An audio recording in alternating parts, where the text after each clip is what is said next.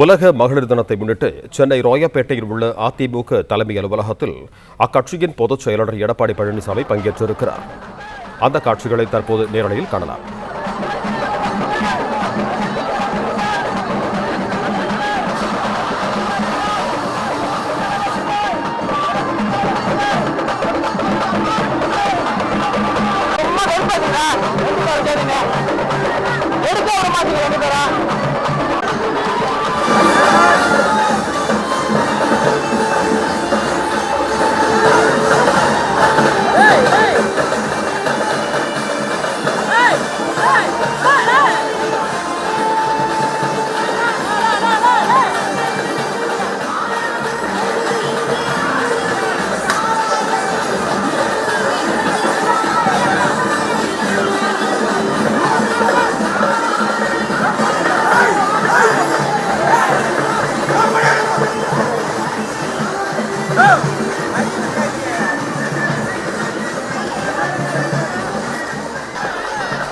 உலக மகளிர் தினத்தை முன்னிட்டு சென்னை ராயப்பேட்டையில் உள்ள அதிமுக தலைமை அலுவலகத்தில் பொதுச் செயலாளர் எடப்பாடி பழனிசாமி கேக் வெட்டி மகளிருக்கான நலத்திட்ட உதவிகளை வழங்குகிறார். இது தொடர்பான கூடுதல் விவரங்களோடு இணைகிறார் எமது செய்தியாளர் கார்த்திகேயன். வணக்கம் கார்த்திகேயன், உங்களிடம் இருக்கும் தகவல்கள் சொல்லுங்கள். சர்வதேச மகளிர் தினத்தை ஒட்டி அதிமுக தலைமை அலுவலகத்தில் அதிமுக மகளிர் அணி சார்பாக மகளிர் தினை கொண்டாடுறதுக்கான அந்த ஏற்பாடுகளானது செய்யப்பட்டிருக்கிறது.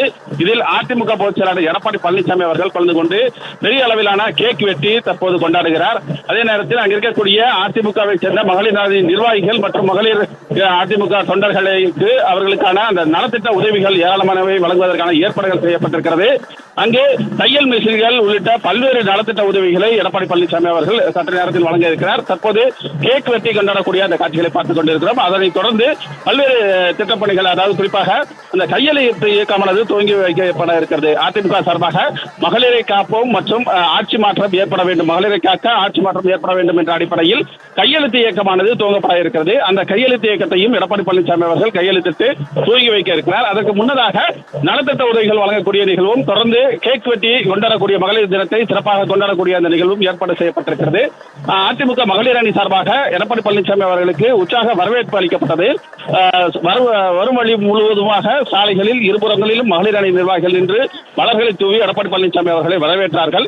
வரவேற்ற பின்னர் தான் அங்கு மறைந்த முதலமைச்சர்கள் ஜெயலலிதா மற்றும் எம்ஜிஆர் ஆகியோருடைய திருவுருவ சிலைக்கு மலர் தூவி மரியாதை செலுத்தினார். அதைத் தொடர்ந்து தற்போது பெரிய அளவிலான கேக் அங்கு வைக்கப்பட்டிருக்கிறது.